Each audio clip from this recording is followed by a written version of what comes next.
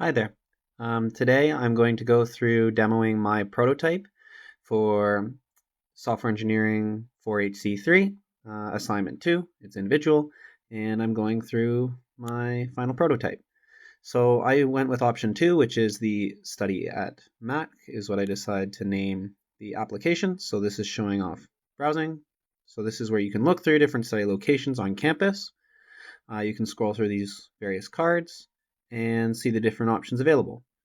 You can also tap on the image or the link, and this will open up the details option. This details option tells you a little bit more about the amenities available, where the specific places are. So this is the closed-init library, but a better example would be like Mills. That's a very common one. You can open this and you can see the current rating. You can write a review if you'd like to. You can also add it to favorites and go from there. I'm going to show off the review feature a little bit later. Right now I'm going to go over the search functionality. So let's say we wanted to look up Thode. So we can look up Thode. Thode comes up, tells you where it is on campus. You can go and click in if you'd like. It also shows filters, which is the next section I was going to demo. So you can filter by different options available. So there's a few click button filters that are just simple toggles, and it means that users can actually select multiple things when they're filtering. So they could choose quiet now and near food, and this would also interface with one of the additional functionalities that's available, the live, quiet, or busy now feature. So this is simulated in this specific app, but you can see the green button or circle beside the quiet now option. So anything that's quiet now, you can select that, and it's a live quiet feature. And it's all these ones are near food, so pretty convenient. There's also group, outlets, and outdoor options. Obviously, you're not going to find outlets and outdoor, so there's no results there. But outdoors, there's a few cool options too. There's also a sorting functionality. This is a drop-down with multiple different layers, and this is sorted by recommended, highest rated, A to Z, and least crowded. Least crowded does take into account the simulated live busyness. So these ones down here are all the ones that are really busy right now.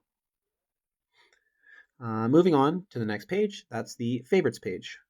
So these get added to favorites by clicking the toggle button on each different study space card. There's also visited toggle here. So moving to favorites, it looks very similar to the home screen, except these are only places that have been added to favorites. So only 4 places are added to favorites for me right now. I can go ahead and remove them, and it will disappear from that page live. Also on here is the visited page. So this is another nested page, just like favorites. This one actually looks a little bit different. So this one shows places that I've checked off as visited before.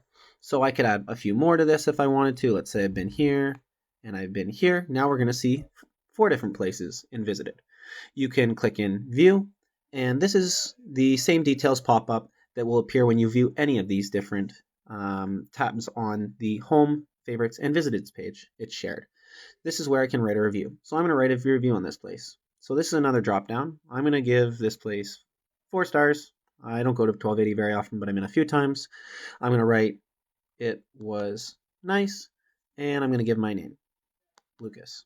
So once I do that, I can go ahead and I can submit the review, and it will get added. And the overall rating has gone down from 5.0 to 4.5 now that I have added a review. It takes into account the overall average of the ratings and into the main rating. So now it's 4.5 as opposed to 5.0 that it was before. That's the visited tab, and that's where most people would probably do a lot of their reviews. That said, they can also do reviews in the details section on home and favorites. The main additional functionality I focused on for this was the events tab. I thought this would be a pretty cool option, and it's something that really doesn't exist out there, and it's at least not in one place. So this is an events today happenings at your different study spots. So it could be free coffee at the grind. Not that these things are real, but they do happen on campus all the time. So it could be free coffee at the grind, hot dogs in the park at Burke Field, or donate a book at Mills. And then you can go ahead, read through them, see what times these things are happening, and plan to go to them if you can make it. You can also click view place, and it's that same details pop-up we experienced before, where you can rate a review, or you can add to favorites. So maybe I want to add Burke to favorites now because there's hot dogs. I can go to favorites and find Burke. I could also search for it if I wanted to. That's my application.